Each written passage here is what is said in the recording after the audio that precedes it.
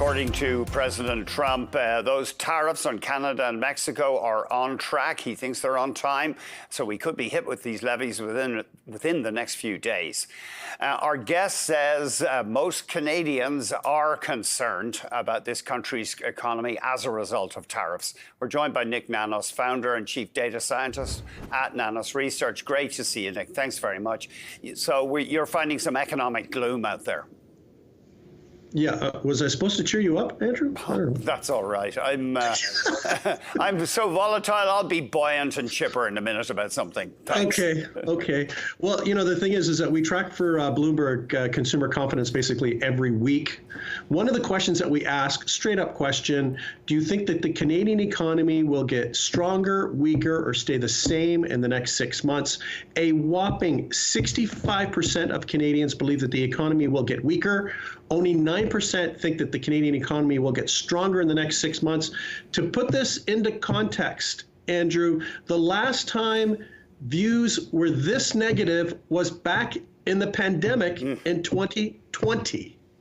Wow. So we really, we've seen signs of national unity, but we're also seeing pessimism over the impact of this trade war if it comes to pass. Yeah, absolutely. So just I think maybe the best way to think of this is the same type of economic anxiety that people had at the beginning of the pandemic, while Donald Trump and tariffs has an equivalent level of anxiety. And it speaks to the position that Canadians feel themselves in, the uncertainty related to tariffs, if and when and what will happen on that front. And that the view right now is that with this uncertainty, that the economy will get weaker in the next 6 months. And you found that people in Ontario and BC were especially pessimistic? Yeah, they're more pessimistic. They're above average. You know, the other thing is that when we ask Canadians about their personal finances, people are almost 3 times more likely, 2.5 times more likely to think that their personal finances are worse off rather than better off compared to a year ago. And, you know, when you look at the trend line on consumer confidence and our expectations index, which is the forward-looking index, what you can see is a direct connection between Donald Trump being elected president of the United States and people starting to be concerned about the future strength of the Canadian economy and how strong the economy is. It's basically a direct connection, and you can see a negative trajectory on that front over the last number of weeks and months since Donald Trump won the election. It's interesting that Canadians under 30 were a little more optimistic than people over 50. Yeah, well, I guess another way to look at it is that, you know, Canadians under 30 have already taken a hit and have been kind of dealing with things. So there's a little more of a steady state on that front.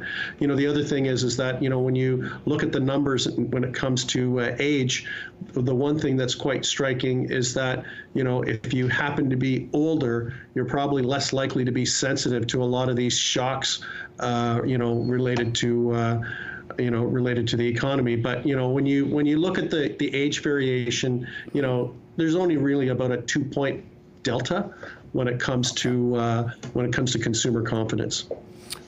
Yeah, and so this is have we plunged? I mean, say even a few months ago, were Canadians feeling reasonably optimistic about the economy? I'm just trying to track how abrupt the decline has been, Nik. Yeah, actually, for a big part of 2024, Canadians were net positive about the economy, and consumer confidence was also net positive with a score above 50 on the 100-point scale.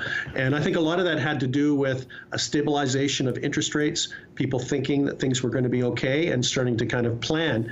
But, you know, what we've seen basically is literally the week after Donald Trump was elected president, that all that started, that positivity that we realized for most of 2024 basically began to unravel and turn into a downward spiral, at least over the last number of weeks. We're a few days away from the Ontario election.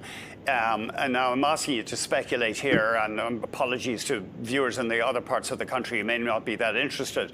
But Doug Ford, of course, has struck a defiant stance against the tariffs. But what I wanted to ask you, in troubled times like these, does an incumbent, a known quality, have an advantage in an election? Well, not necessarily have an advantage, but in this particular case, Doug Ford, Premier Ford, announced that he wanted the election to deal with Trump and tariffs, asked that he wanted a stronger mandate, and that's actually been the main lens. And he's been proactive on that front. He's been proactive with all the other premiers and also proactive working in concert with the federal government. So, he's gotten a bit of an easy ride, so to speak, during this election. He hasn't had to defend his record because that's all he's been talking about is asking for a mandate to deal with Donald Trump and tariffs. So in this particular case, it's been good news for him because as an incumbent, he hasn't had to focus on what's happened since 2022 and a record to defend. That's interesting. Any indication on what it would take to shake this mood of gloom among Canadian consumers? Because it's got to be bad. I mean, people will be presumably postponing big ticket purchases. Yeah, I think that's all it would take is some sort of stability or certainty.